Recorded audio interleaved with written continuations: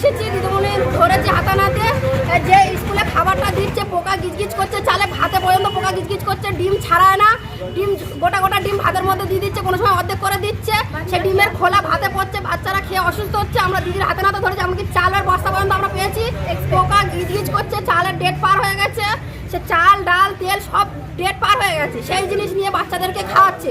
এমনকি পথি মানুষ দুজন আছে আমাদের এখানে, খাবার দিচ্ছে না তাদের, এখানে দুজন পথি মানুষ আছে তাদের খাওয়া দিচ্ছে না, অনেক বাচ্চাদের খাবার দিচ্ছে না, আর এক ডাবু করে ভাত দিচ্ছে, ভাত দিচ্ছে, আর একটা করে আলু টুকরো দিচ্ছে, একটুখানি আলু টুকরো দিচ্ছে, মানে আমাদের সরকার কিছু দিচ্ছে না, ওই জন্য আমরা।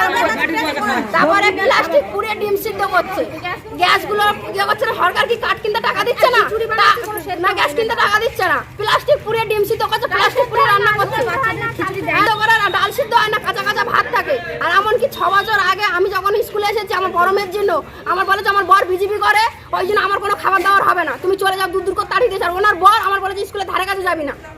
আমি এখন সেই থেকে স্কুলে আজ অব্দি ধারে কাছে আসি না, আমার দুটো মেয়ে হয়ে গেছে, স্কুলের কোনো ধারে কাছে আমি যাইনি।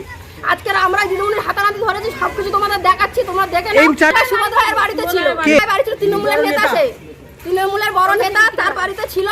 দিদিমণি এতদিন সরায়নি, এখন নিয়ে এসেছি। না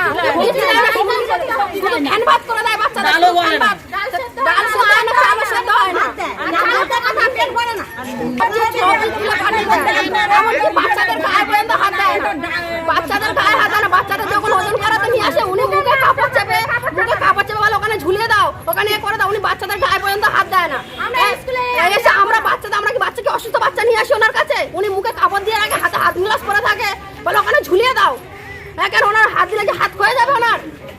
আপনার নাম? বাচ্চাদের পড়ায় ওনা কিচ্ছু না। আপনার নাম? আমার নাম অপর্ণা সিং, স্থানীয় বাসিন্দা। হ্যাঁ, আমি এখানকার বাসিন্দা, এখানকার মেয়ে। আমি থেকে আসে গেট দেখে দেখে চালগুলো রান্না করা, এগুলো এখনো ওখানে গোডাউনে ছিল, এপারে আসে না, এখানে রাখার জায়গা থাকে না বলে ওই সুবোধ কাকুর ওখানে চালগুলো রাখা হয়, কিন্তু এনারা কমপ্লেন করেছে, অবজেকশন করেছে বলে চালগুলো ওখান থেকে এখানে আনার ব্যবস্থা করা হয়েছে, কিন্তু আনার পরে দেখা যাচ্ছে যে ডেটটা ফেল হয়েছে। পরের বার চাল দিতে যখন আসবে তাদেরকে, যারা চালান দিতে আসে অফিস থেকে, তাদেরকে এই চালটা ওই চালান সমেত তাকে ফেরত দেওয়া হবে, যেটা ডেট এক্সপায়ার হয়ে গেছে চালটা ফেরত যাবে। এটা তো চালটা তো বর্তমানে 1 বছর আগে চাল 3 মাসের চাল একবারে করে আসে, দুটো সেন্টারের চাল 3 মাসের চাল, মানে 3 × 4 করে হলে যতটা চাল হয় একবারে চাল দিয়ে দেবে। দুটো সেন্টার, ওপাশে একটা সেন্টার, এই সেন্টার দিদি চার্জে রয়েছে, 3 মাসের চাল অফিস থেকে 3 থেকে 4 মাসের চাল একসঙ্গে পাকায়, যার জন্য এতগুলো বস্তা থাকা দরুন পোকা হয়ে যায়। কিন্তু আমরা চেষ্টা করি ঝেড়ে পুচে ভালো করে রান্না করার, আমরা চেষ্টা করি, কিন্তু ওনারা বলছে পোকা আছে।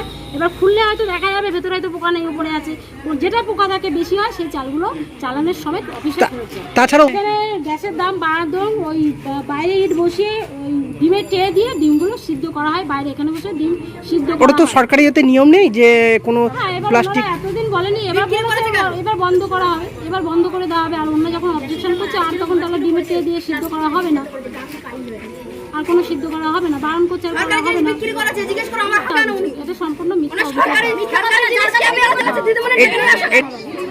কোন দায়িত্ব আছেন? আইটি স্কুলের কর্মী। কত নম্বর বিয়েতে? 213 নম্বর সেন্টার, তাই তো?